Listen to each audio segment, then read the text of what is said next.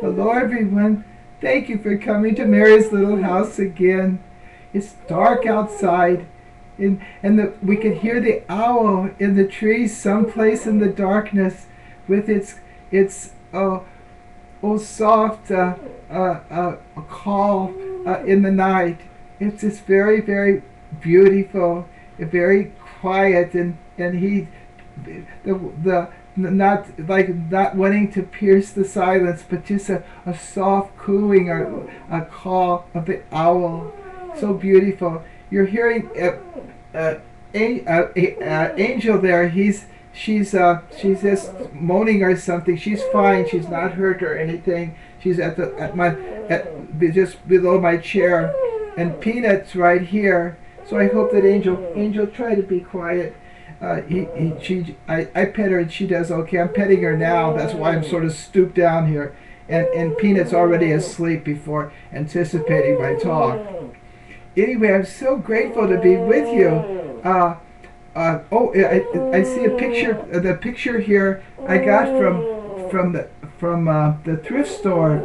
A few months before Cindy died, she got this at a big picture of it. That's in the hallway in the foyer here at Mary's little house.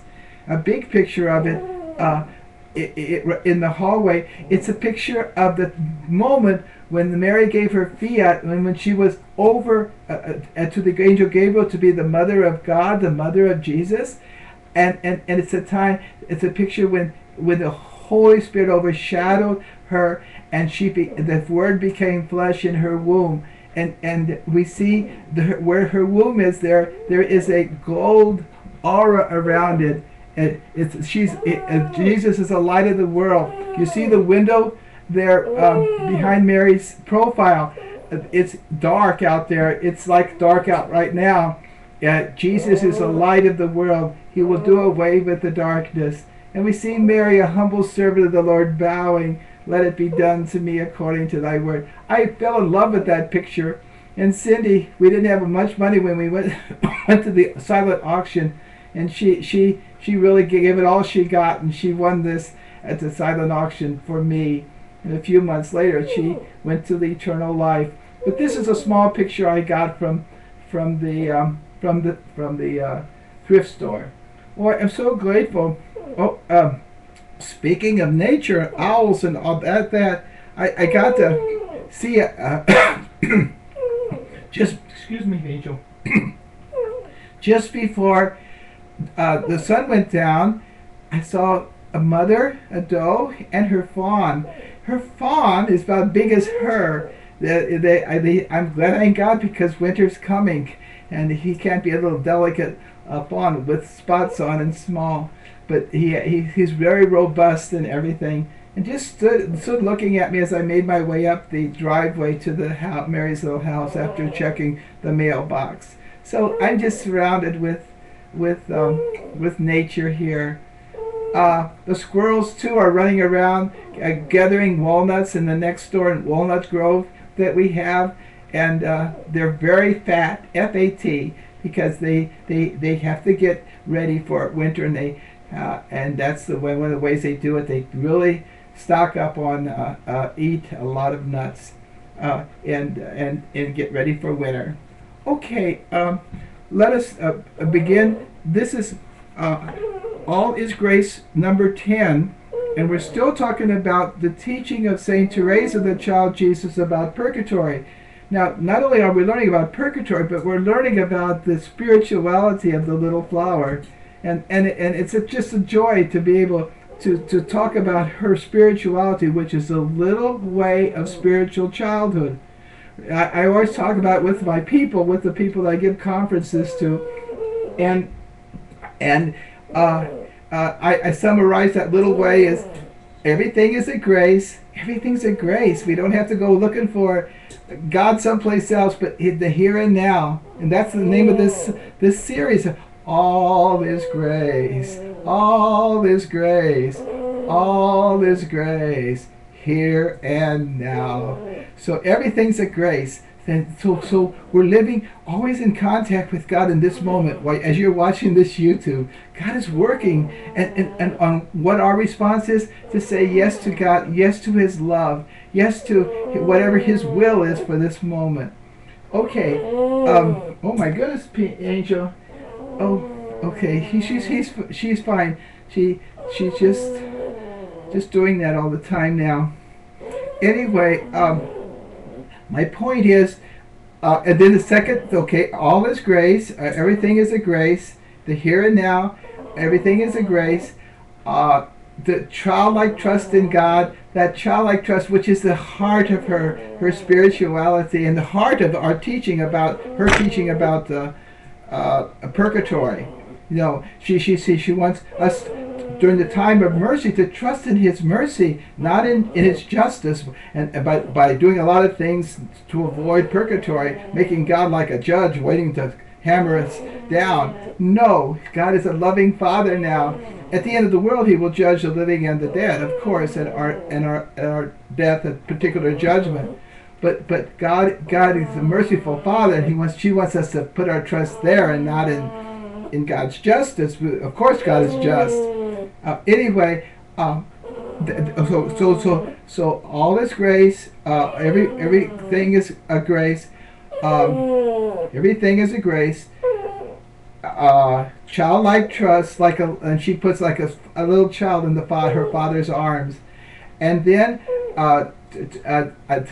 to love with a capital Love.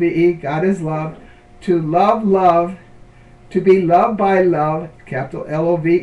God is love, and to make love loved, capital Love. To love, to be loved by love, and to make God loved. That's in summary her little way of spiritual childhood. Okay, you can see that on other YouTubes that I've produced, but I wanted just to. But this purgatory thing helps me express in the application of her little way her spirituality, which is so wonderful. It's so freeing, you know. It's so at hand right now when I'm talking. God is revealing Himself to us in His love for us, showing us and helping us to avoid purgatory, because remember, saints are 100% God. God deserves all our love, and He deserves it. It's a just thing. So the scales have to be a balance, you know. And God is just too. We can't walk into heaven and say, well, I forgot all that about that stuff and I didn't do this on earth. No, we have to make up for or fill in those. If we didn't love God only 95%, get that 5%, you know, because God deserves all our love, and only those who are in heaven are those who love Him 100%. So God provided this purgatory like an emergency room, and as we said in the previous YouTube,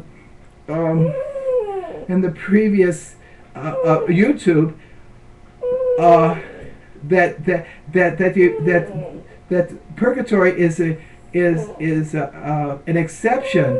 It's only needed if we haven't done everything we should have been doing when we were on earth. It's only needed. It's an emergency room. And it is wonderful. It provides us to make up for whatever we haven't done, to fill in the blanks, so to speak, so we can go into heaven. But God doesn't will it. That's what I'm trying to say, and that's what I want to talk about today. Let me read this from this wonderful essay. Okay, Angel, come in. Oh, this wonderful essay here. Since God does not really want purgatory. No, he's made it for those who might have maybe didn't do everything they needed to do when they're on earth. He does not want it for me either. But then I also have to not want it.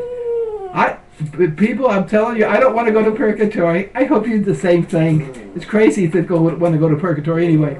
Nobody would expose himself to the danger of purgatory by living a mediocre or a sinful life.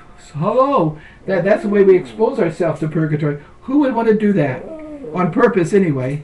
Okay, if they only thought of the intense sufferings of purgatory, Okay, yeah. If you knew about it, you would never want to go to purgatory in the first place. We wouldn't be so cavalier about it. Well, I'll probably burn in purgatory for this. That's not exactly the greatest attitude there.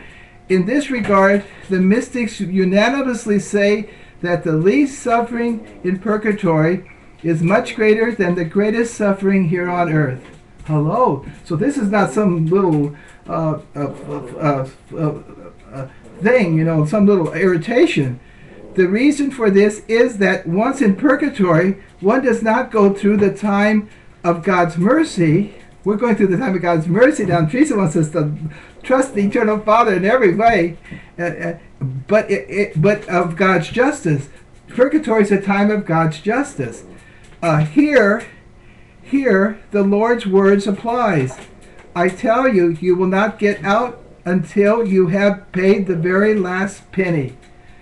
Luke 12:59, verse 59. That's when the two guys were going to court. They were suing each other. It says, if you don't settle on the way, man, you're going to go to court and you're going to pay over the last dime, the last penny here in this case. That's the same way with purgatory. Who wants to go there? Who wants to pay the get caught in that situation? The many who carelessly say, I will probably spend some time there, are gravely wrong. Gravely, seriously wrong.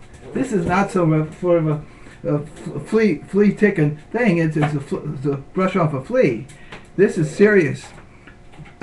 Nobody just spends some time there.